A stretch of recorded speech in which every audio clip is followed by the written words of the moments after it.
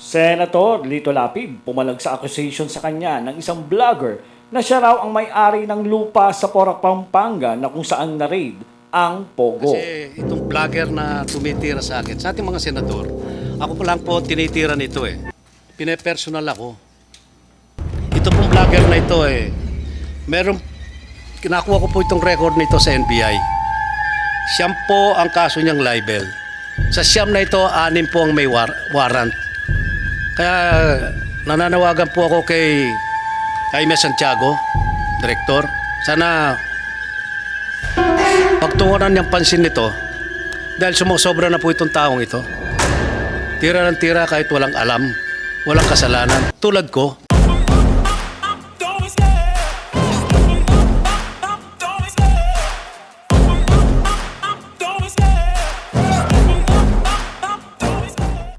Alright, hello everyone, Limor Creation here and you're in our channel, Lemsi Channel. Alright, so kung hindi ka pa nakasubscribe sa aking channel, pindutin mo na yung subscribe button at pindutin mo na rin yung notification bell para updated ka sa aking mga live at mga bagong upload na video. So for today's video mga kapatid, no, Senator Lito Lapid pumalag sa isang vlogger sa nangyayaring Senate hearing regarding sa Pogo sa Porac at Bamban. Dumalo sa pagdinig si Senator Lito Lapid at sinabi niya na isang vlogger, isang vlogger ang pilit na nagdadawit sa kanyang pangalan sa issue ng Pogo sa Porac, Pampanga. Hindi pinangalanan ni Senator Lito Lapid ang vlogger na kanyang tinutukoy. Panoorin natin dito sa video. Alright. Di pa tayo dito mga kapatid. Alright, ito na po ang video agad-agad. Kung gusto nyong tulad nung minanifest yung intention kanina, mauna sa pagtatanong tungkol sa Porac investigation ng PAOK o ng iba pang mga ahensya, you have the floor, Sen. Lito. Alright. Maraming salamat po, Madam Chair. Pasensya na po kanina, medyo na-excite lang ako at medyo nadala ako ng emosyon ko. Mukhang gigil na gigil si Senator Lito Lapid, no? Oo, parang gigil siya eh. Gusto ko na kaagad magtanong. Pasensya na po. Walang problema po, Sen. Lito. Hindi ko pala na-acknowledge yung mga resource person natin. Pasensya na po. Gusto ko lang pong tanong kasi itong vlogger na tumitira sa akin, sa ating mga senador, ako pa lang po tinitira nito eh. Pinepersonal ako na pilit niyang sinasabi na involved po ako dito sa Pogo, sa Porac. Yes. Na ako raw ang may-ari ng lupa dito sa 10 hectares na na tinatayuan ng Pogo sa Porac. At protector daw ako ng Pogo doon sa Nako Porac. po. Siguro alam din naririnig din ni Mayor, si Mayor din tinitira din doon. At saka si Engineer. Yes. Nagkaroon na po ng nagkaroon na po ng hearing. Medyo mahaba lang po ng konti ito, Madam Chair, na kami ang protector ng Pogo sa Porac. Siguro naiintindihan. Kasi si Senator Wing Gatchalian, nakita ko yung report mo sa balita. Merong nakitang medyo marahas. Sabi mo, pinakamarahas to, pinakamalaking Pogo. At ang tanong ko lang kay Engineer Glenn, ilan ba ang building do sa 10 hectares na do sa Porac? Good morning po, Your Honor. Good morning, Good Engineer afternoon po. Lansangan. Please proceed. Sa si Sen. Lito. Base po dun sa mga application namin, 42 buildings po, yun nandun po. Hindi 46 Hindi po, kasi yung unang application nila po, baka na-appreciate po nila na separate yung mga buildings. Pero dun sa application po sa amin, isang building lang po yun. Isang application lang, isang building lang. Isang application lang po, isang building yung unang phase ng application po nila. Hindi nyo na-monitor kung ilan hanggang 46 daw eh. Daw Yung po kasing application po nila, Your Honor, bali 3 phase po yan. So yung una po, yung sinasabi kong Thai Court Complex, yung pangalawa pong application nila is yung 28 buildings, at saka yung huli po, yung 13 buildings po. Sinong original na may-ari ng lupa? Base po dun sa mga Tinatayuan ng Pogo ngayon. base po dun sa mga application sa amin po, yung mga Cruz siblings po. Alright.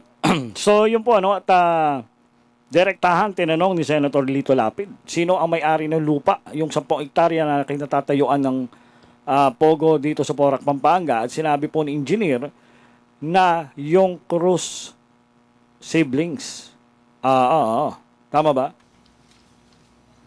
Bakit sabi ni yung South 99 yata kasosyo? Wala siyang kasosyo doon. Hindi ko po alam, Your Honor. Basta yung basis ko lang po yung mga application nila na submit sa office namin. Mhm. Okay. Mayor, Mayor Jing, may mga kasama ka rito. Sino mga kasama mong nasa munisipyo ngayon? Assessor nandyan? Mayor Capil. And alam po ng chair, Mayor, na Alright, present din dito si Mayor Capil, no? Yung isa rin sa inaakusahan na protector di umano at mayroong mansyon sa loob ng Pogo. gusto nyo rin sa hearing na ito makapagbigay ng presentation. Pagkatapos nyo po masagot yung mga tanong ni Sen. Lito, bibigyan daan po ng chair. So please proceed po. Salamat po, Madam Chair. Mayor, tanong Apo. ko lang. Alam mo ba kung sino yung may-ari ng lupa na 10 hektarya? Opo, thank you po, Senator Lito Lapid. Ang may-ari po ng lupa sa Lagi South ay ang mga Cruz siblings po. Yun. They can check on the LRA, on the title of the Yun. lot there. Kaya ako tinatanong ito, dahil itong isang vlogger dito, laging inuugnay po yung pangalan ko dito sa 10 hektaryang kinatatayuan ng Pogo. Alright. So, inulit ni Senator Lito Lapid, mga kapatid, no? At yun nga daw pong vlogger, di umano, paulit-ulit na minimension o inililink yung pangalan ni Senator Lito Lapid dito po sa 10 hectares na Porac, Pogo. Na 46 na building. Ngayon, ang tanong ko, masasabi mo ba sa kapuluhan nito, sa hearing na ito, ako ba ang may-ari ng lupang yan na dinidiin nila? Actually, it's very unfair to both of us, Senator. Pati po ako sinasabi niya na ako ang may-ari at may 50 million na bahay po ako doon. I categorically deny that. Hindi po tayo ang may-ari ng lupa o doon po sa kinatatayuan ng Lucky South ng Pogo po. Alright, so si Mayor din ay Mayor Capil, no? Dininay niya rin ang kanyang partisipasyon o yung pagiging part ng Pogo diyan po sa Porac, mga kapatid. Hindi po kayo ang may-ari, Senador. Yun ang gusto ko malinawan po dito na ako, wala akong kinalaman dyan. Alam mo, Mayor, Alright, tahasan dininay ni Senator Lito Lapid, no? Na wala siyang kinalaman dito po sa Porac, Pogo at talagang mararamdaman mo yung inis at o gigil dito sa reaction ni Senator Lito Lapid. Tuloy natin, mga kapatid. tuwing magkikita tayo, paminsan-minsan siguro, minsan isang taon, di tayo nagkikita bilang nung naupo ka ng Mayor. Minsan nagkikita tayo, ang mga intention mo sa Porac ay napakaganda. Thank you po. Nangangarap ka na maging city ang Porac Yun. after 5 years. Kaya nga sabi ni Presidente, ang pangarap mo ay pangarap ko rin dahil tiga Porac din ako. Tama eh. Ngayon, kasi po gusto kong patunayan dito sa hearing na ito na wala po akong kinalaman dito sa operasyon ng Pogo at wala po, hindi po nakapangalan ang lupang 10 hektarya dyan sa Pogong yan. Kaya po ako naghahamon dito. Kung ako napatunayan nilang kasali ako dyan. Alright, so ayan po, no? At sinasabi ni Senator Lito Lapid, siya po ay naghahamon na patunayan ng sinuman na siya ay walang partisipasyon diyan po sa Porac, Pogo na yan, no? Talagang tahasang dinidinayan ni Senator Lito Lapid. Alright, tuloy natin ang video. Pwede akong mag-resign bilang senador. At sinasabi niya na kung mapapatunayan na siya ay part o may kinalaman siya dyan sa Pogo na yan sa Porac, maaari siya mag-resign bilang senador. Alright, tuloy natin. Dahil hindi ko po papayagan na masisira ang pangalan ko rito. 3 taon ako naging vice governor ng Pampanga, 3 terms ako governor ng Pampanga, paging 3 terms na rin po ako bilang senador. Tama. Dito, sa pangkasalukuyan. Mm. Siguro magiging, kung mapapala rin din ako, sa 2025, Madam Chair, magiging port na ako dito. Pero hindi ko sisirain ang pangalan ko rito.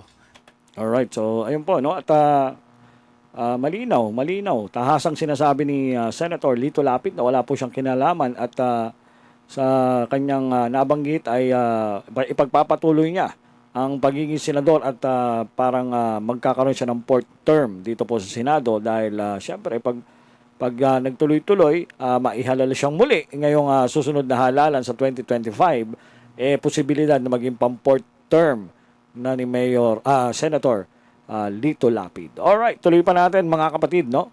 Tinataya ko po ang pangalan ko rito.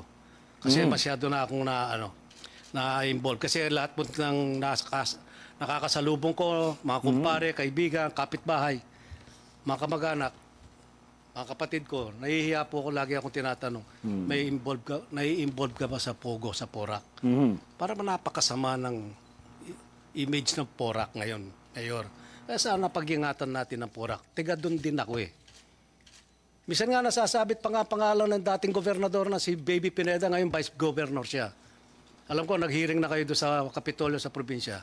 Alright, isa rin yan sa tiniting ng protector di umano ng nito pong vlogger na tinutukoy ni Senator Lito Lapid na si Vice Governor Baby Pineda ay isa rin daw pong protector, pero sinasabi po ni Senator Lito Lapid na nagkaroon na po sila ng hearing doon po sa Kapitolyo ng Pampanga, na kung saan ay diniscuss na po yan kung sino ang mga individual na part niyang pogo na yan sa Porac.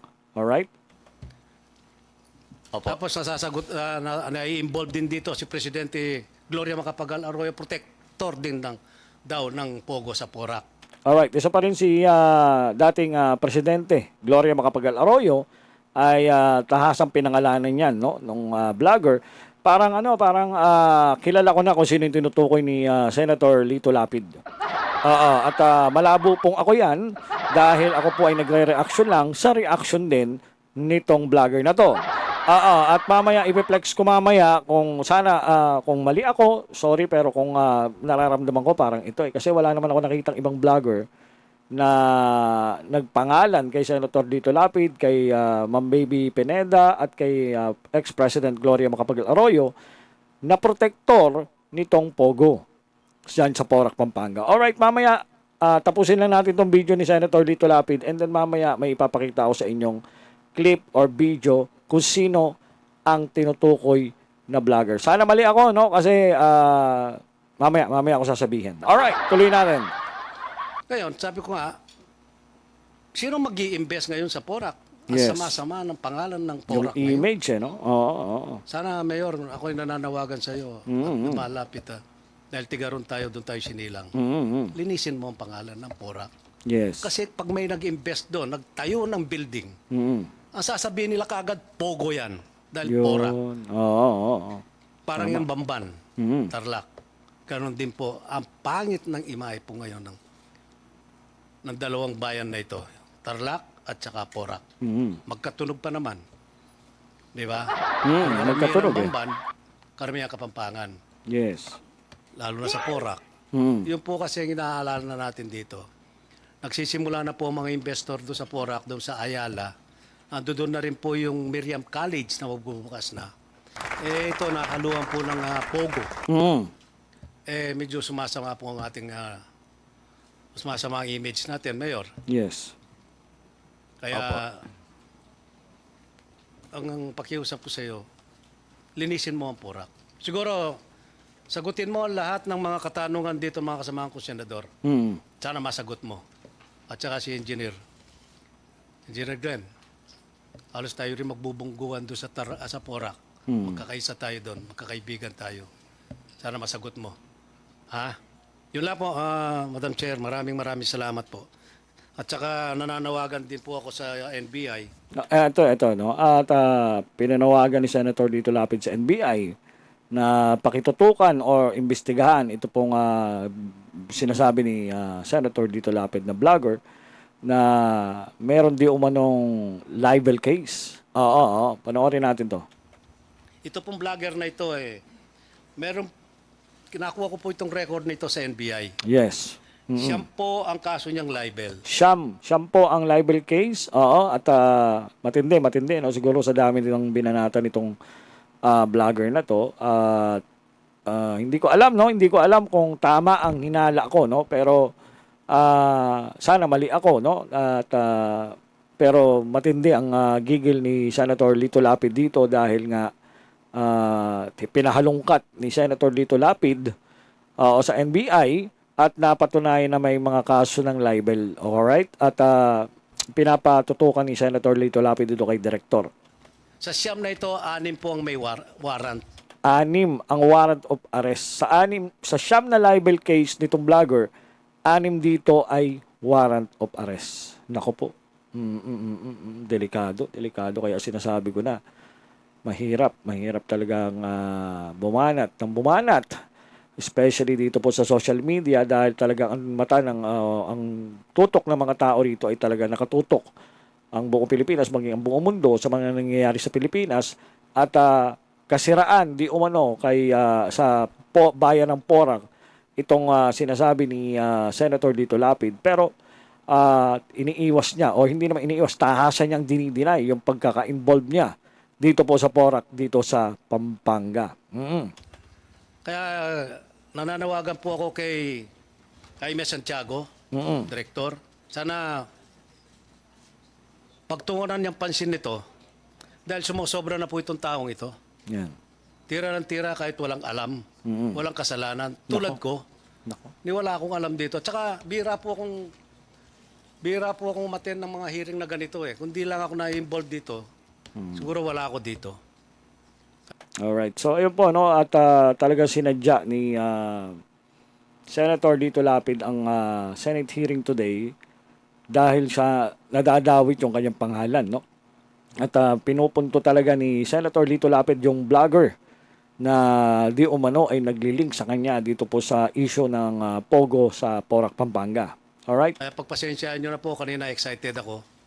Nadala po ako ng emotion, Madam Chair. Maraming salamat po sa pagbibigay nyo ng panahon at sana maimbestiga ang tunay na may sala dito sa Porac, Pogo.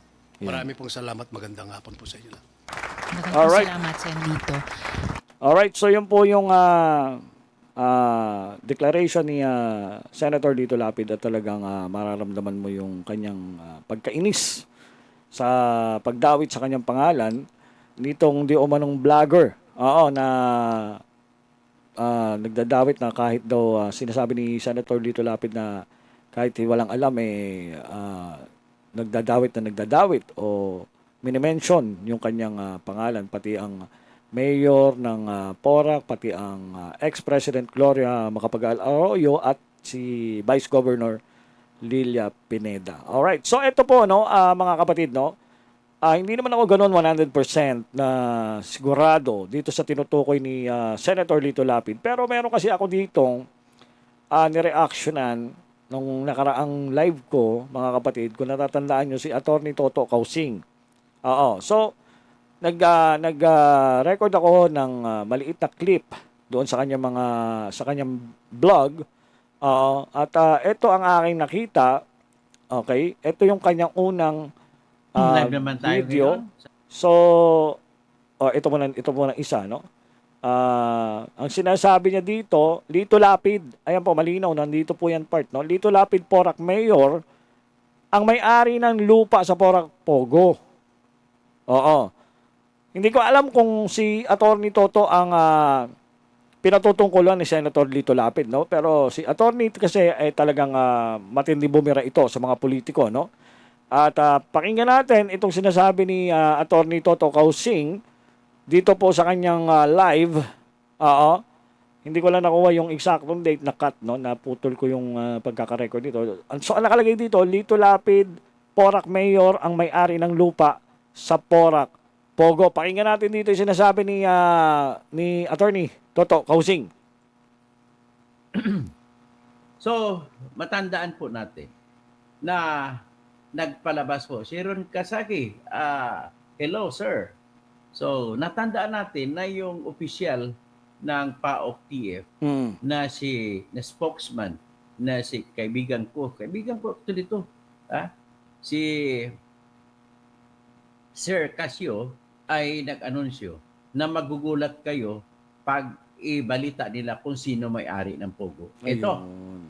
inuunahan ko na, pero hindi ko alam kung tama ako, pero ito sa akin ay kwento ng isang reliable na informante na isa sa may-ari ng lupa na ginatagamit na kung saan pinatayo ang 10 hektarya na Pogo compound ay walang iba po, ladies and gentlemen, si Senator Lito Lapid. Ayun po. So, malinaw, no? Pinangalanan ni Attorney Toto. Hindi ko alam, no? Hindi ako 100% mga kapatid. Kung si Attorney Toto ang tinutukoy ni Senator Lito Lapid. Pero, sa pagsasaliksik ko, kung sino mga vlogger ang bumabanat, isa sa nakita ko, o isa lang sa nakita ko, ay si Attorney Toto Causing. So, kung siya yung binabanggit ni Senator Lito Lapid, ingat-ingat po kayo, Attorney Toto, dahil gigil, talagang ramdam ko yung gigil ni Senator Lito Lapid, dahil wala siyang pinangalanan, blanco kung sino yung vlogger na yon, pero ito na nahanap ko sa mundo ng YouTube na si Attorney Toto ay isang vlogger, engineer, attorney, at kung ano-ano pang title ni Attorney Toto, at siya ay nag-mention ng pangalan ni Senator Lito Lapid. Hindi lang po yan, eto pa, minention din ni Senator Live naman Lito tayo Lapid ngayon na sa isa na pinapangalanan din ni ditong vlogger di umano, no, si former President Gloria Macapagal-Arroyo, Governor Pineda, ang mga protektor sa Porac Pogo. Ayan live po. naman tayo ngayon sa isang karugtong na kwento tungkol sa Pugo muna dyan sa Purak muna tayo dadako. Mhm. So, ang ating pag-uusapan ay karugtong doon sa huling kwento natin na isa sa may-ari sa lupa na kung saan nakatayo ang Pugo ay si Lito Lapid. At binibigyan ko ng pagkakataon si Senator Lito Lapid na magpadala ng kanyang sagot dito at isisiwalat din natin, ibibigay natin ng kanyang panig. Alright, so sa aspetong to, no, hinihingi ni Attorney Toto Causing yung paliwanag ni Senator Lito Lapid. So parang gusto ni Attorney Toto Causing na magkaroon ng balancing pagpapahayag regarding dito sa tinutukoy niya na protector ng Pogo dito sa Porac. So humingi siya ng explanation kay Senator Lito Lapid. Pero ngayon po lumutang na si Senator Lito Lapid at sa Senate niya sinabi, tahasan niyang dininay na ang kanyang involvement diyan po sa Porac Pogo. Tuloy natin ito sinasabi ni Attorney Toto Causing. So sa ngayon, ang ating pag-uusapan ay yung proteksyon na binibigay ni Congresswoman, dating presidente na Gloria Macapagal Arroyo Mhm. at si Gobernador Dennis Pineda ng Pampanga. So ito ngayon po ang ating bibigyan ng diin at kung bakit hindi malansag-lansag itong Pugo na kung saan ang Pugo na ito ay ang katotohanan ng buhay ay ito ay nag-operate daw ng illegal at nakonfirma naman na illegal sapagkat may naabutan ang operatiba ng PAOK-TF na mga na-torture na mga biktima. Alright, so yun po ang pahayag ni Attorney Toto Causing. So mga kapatid, ganito lang kasimple yan, no? Si Senator Lito Lapid po ay nagpahayag ng kanyang hinanakit o pagkainis. Sabihin na natin pagkainis dahil nga dinadawit po yung kanyang pangalan dito nga po sa Porac Pogo. At isa naman sa mga naisip ko na mga vlogger o isa sa mga vlogger na direktang tumitira kay Senator Lito Lapid ay si Attorney Toto Causing. At sana naman po ay hindi si Attorney Toto Causing ang tinutukoy ni Senator Lito Lapid. Sana mali ako. Pero as of this time, kasi talagang naiisip ko kaagad si Attorney Toto. No? Sana nagkamali ako. Alright, sa ating mga kapatid na vlogger, ingat-ingat din po tayo sa pagtira or pag-akusa sa mga bagay-bagay o sa mga tao na involved dito dahil kung wala naman po tayong sapat na kaalaman o hawak na ebidensya, ay mahirap po talaga na sumali sa mga ganitong usapin. Maraming salamat po sa nanood ng aking video for today. Hindi ko na po nagawa yung live mirroring dahil ako ay namomroblema sa aking internet connection kanina. Kaya nag-upload na lang ako at maghahanap pa ako ng mga clip na talagang malulupit para may upload again today. Alright, maraming salamat po. Limor Creation here. Hanggang sa muli sa aking susunod na live. Thank you so much and good day.